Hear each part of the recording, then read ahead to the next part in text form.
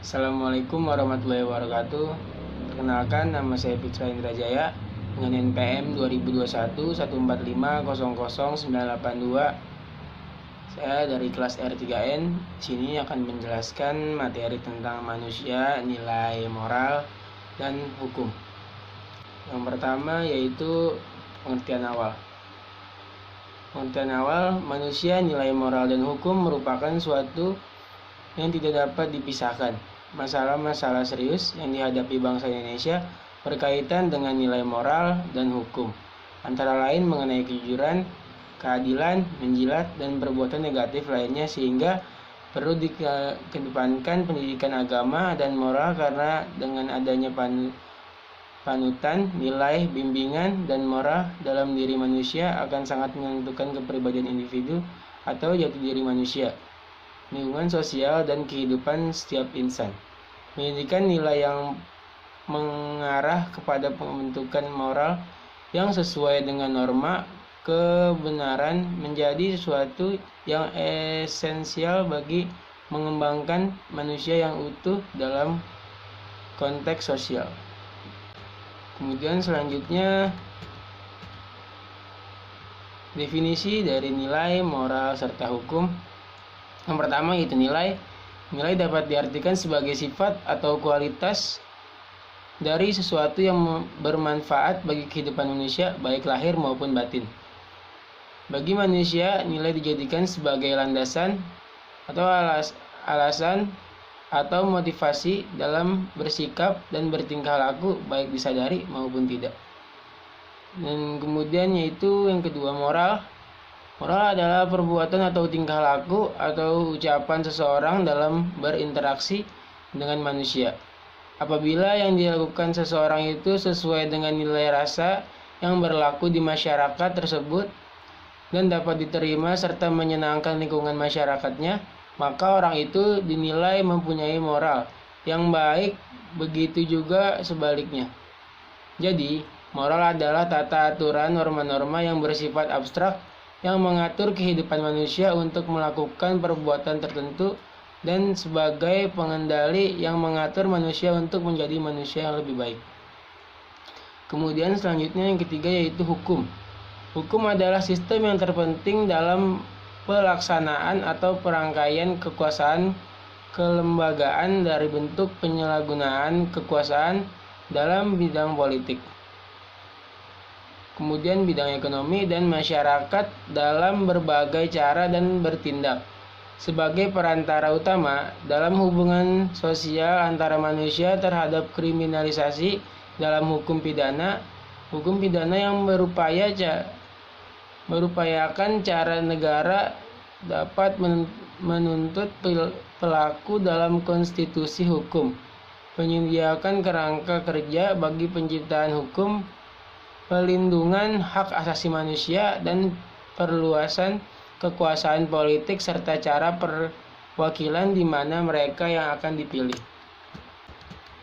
Kemudian selanjutnya, hakikat, fungsi, perwujudan nilai, moral, dan hukum.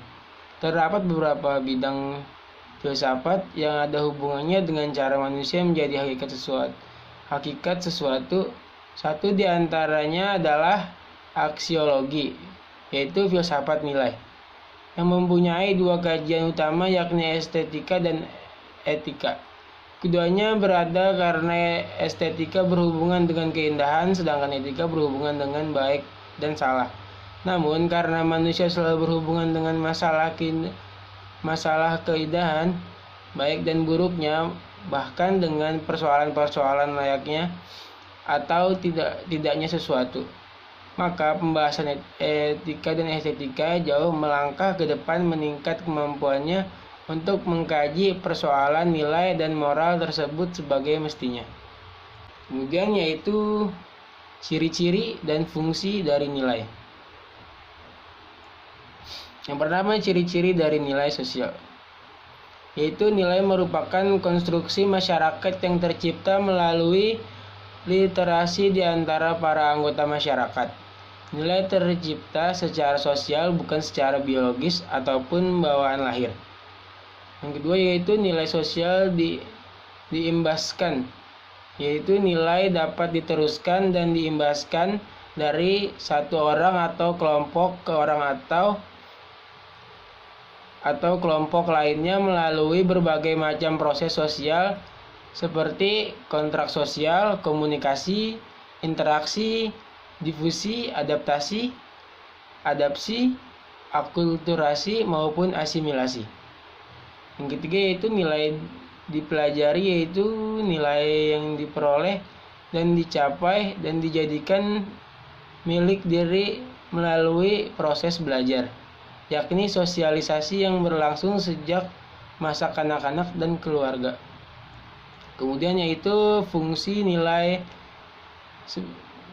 yang pertama yaitu sebagai penunjuk arah dan pemersatu. Contohnya seperti tidak sulit untuk memahami bahwa seperangkat nilai sosial berfungsi sebagai penunjuk arah. Cara berpikir dan bertindak anggota masyarakat umumnya diarahkan oleh nilai sosial yang berlaku. Kemudian nilai sosial dalam suatu masyarakat berfungsi pula sebagai pandu bagi setiap warga dan menentukan pilihan terhadap peranan yang akan diterima. Yang ketiga yaitu nilai fungsi sebagai pemersatu yang dapat mengumpulkan orang banyak dan kesatuan atau kelompok tertentu sebagai pelindung dan sebagai pendorong. Makna nilai bagi manusia. Nilai itu penting bagi manusia. Apakah nilai itu dipandang dapat mendorong manusia karena dianggap berada dalam diri manusia, atau nilai ini menarik manusia karena di luar manusia, yaitu terdapat pada objek, sehingga nilai lebih dipandang sebagai kegiatan menilai. Nilai itu harus jelas, harus semakin diyakini oleh individu dan harus diaplikasikan dalam perbuatan. Kemudian yaitu ciri-ciri dari moral. Menurut Bertens, ciri-ciri nilai moral: 1. Berkaitan dengan tanggung jawab. Nilai moral berkaitan dengan pribadi manusia, namun lebih spesifik lagi berkaitan dengan pribadi manusia yang bertanggung jawab. Nilai moral mengakibatkan seseorang bersalah atau tidak bersalah karena dia bertanggung jawab. Kedua, itu berkaitan dengan hati nurani. Ciri khas nilai moral adalah hanya nilai inilah yang menimbulkan suara dari hati nurani, baik yang menuduh karena orang meremehkan atau menentang nilai-nilai moral, dan memuji bila orang mewujudkan nilai-nilai moralnya. Yang ketiga yaitu mewajibkan. Nilai moral mewajibkan secara absolut dan tak bisa ditawar-tawar. Sebagai contoh adalah bila seseorang memiliki nilai estetik, maka dia akan menghargai lukisan yang bermutu. Sebaliknya, orang lain boleh saja tidak menghargai lukisan tersebut. Namun pada nilai moral, orang harus mengakui dan harus merealisasikan kewajiban absolut melekat pada nilai-nilai moral, karena nilai-nilai ini berlaku bagi manusia sebagai manusia. Yang keempat yaitu bersifat formal. Max Keller menyatakan bahwa nilai-nilai moral berbonceng pada nilai-nilai lain. Hal ini berarti dalam merealisasikan nilai-nilai moral, seseorang mengikut sertakan nilai-nilai lain dalam suatu tingkatan laku moral. Yaitu selanjutnya macam-macam moralitas. Moralitas yang pertama yaitu moralitas objek. Moralitas objek adalah moralitas yang memandang perbuatan sebagai suatu perbuatan yang telah dikerjakan bebas dari pengaruh-pengaruh pihak pelaku. Kemudian yaitu moralitas subjektif. Moralitas subjektif adalah moralitas yang memandang perbuatan-perbuatan yang dipengaruhi pengertian dan persetujuan si pelaku bagi individu.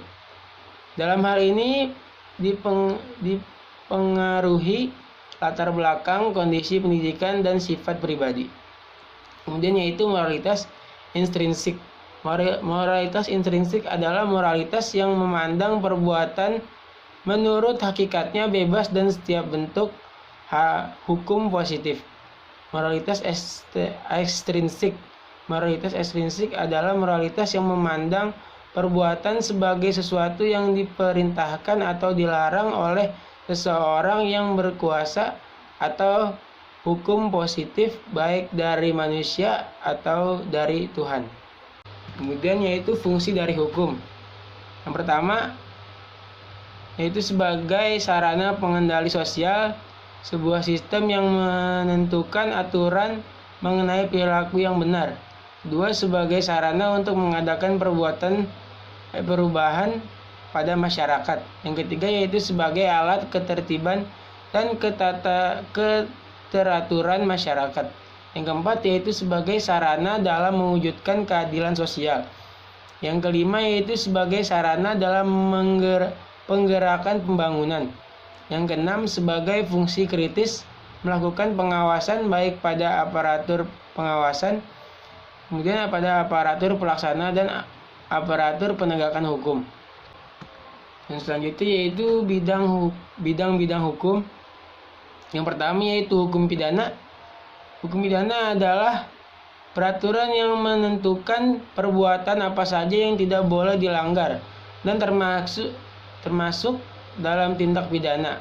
Hukum pidana juga mengatur sanksi apa saja yang bisa dijatuhkan jika melanggar hukum pidana. Kemudian yaitu hukum perdata. Hukum perdata adalah peraturan yang mengatur hak dan kewajiban seseorang yang dengan badan hukum. Kemudian yaitu hukum tata negara. Hukum tata negara adalah hukum utama yang membentuk kantor pemerintahan, memberikan kekuasaan, dan mengatur hubungan dengan warga negara. Ini adalah ciri hukum tata negara yang mengatur hubungan dengan melibatkan pemerintahan, terutama hubungan antara berbagai lembaga pemerintahan. Kemudian yaitu hukum internasional. Hukum internasional merupakan hukum yang berdasarkan pikiran masyarakat internasional yang terdiri dari sejumlah negara yang memiliki kedaulatan dan kemerdekaan. Kemudian yaitu hukum adat. Hukum adat adalah hukum atau aturan yang merupakan hasil dari praktek adat tradisional dari waktu ke waktu. Yang terakhir yaitu hukum lingkungan. Hukum lingkungan adalah hukum yang mengatur pada lingkungan dan semua perangkatnya. Selain itu, hukum lingkungan juga mengatur kondisi bersama manusia yang berada dalam pengaruh lingkungan tersebut. Kemudian yaitu manusia dan hukum. Manusia dan hukum adalah dua estetis yang tidak bisa dipisahkan. Bahkan dalam ilmu hukum terdapat adagium yang terkenal yang berbunyi ubi societas ibi jus, di mana ada masyarakat, di situ ada hukumnya. Artinya bahwa dalam setiap pembentukan suatu bangunan struktur sosial yang bernama masyarakat, maka selalu akan dibutuhkan bahan yang bersifat sebagai semen perekat atau atas berbagai komponen pembentuk dari masyarakat itu, dan yang berfungsi sebagai semen perekat tersebut adalah hukum. Yang terakhir yaitu kesimpulan. Manusia, nilai, moral, dan hukum adalah suatu hal yang saling berkaitan dan saling menunjang. Sebagai warga negara, kita perlu mempelajari, kemudian menghayati dan melaksanakan dengan ikhlas mengenai nilai, moral, dan hukum agar terjadi keselarasan dan harmoni kehidupan. Manusia adalah individu yang terdiri dari jasad dan ruh dan makhluk yang paling sempurna, paling tinggi derajatnya, dan menjadi khalifah di permukaan bumi. Nilai adalah sesuatu yang baik dan yang diinginkan, kemudian dicita-citakan dan dianggap penting oleh seluruh manusia sebagai anggota masyarakat. Nilai adalah sesuatu yang berharga, bermutu, menunjukkan kualitas, dan berguna bagi manusia. Sesuatu itu bernilai, berarti sesuatu itu berharga, atau berguna bagi kehidupan manusia. Sekian dari saya, terima kasih.